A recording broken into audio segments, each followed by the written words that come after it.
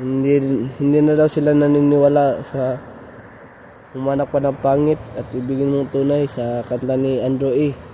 Kasi ang pangit ngayon ay cheater na. Yan guys, yan kasi yung problema nila guys, no? Puro bash. So lesson learned guys. Huwag kayong musga agad base sa itsura. Hindi nyo alam kung anong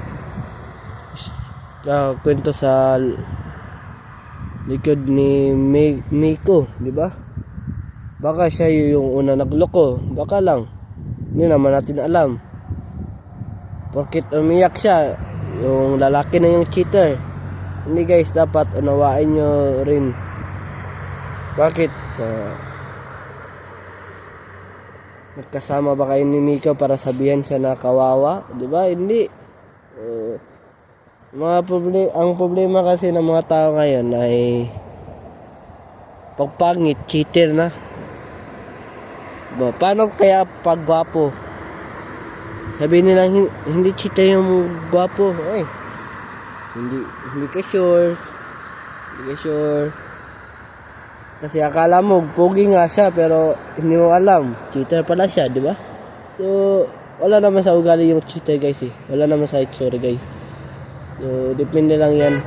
Baka yung babae yung may kasalanan kaya nag-cheat yung lalaki. Yan guys, dito mo na tatapos yung vlog natin guys.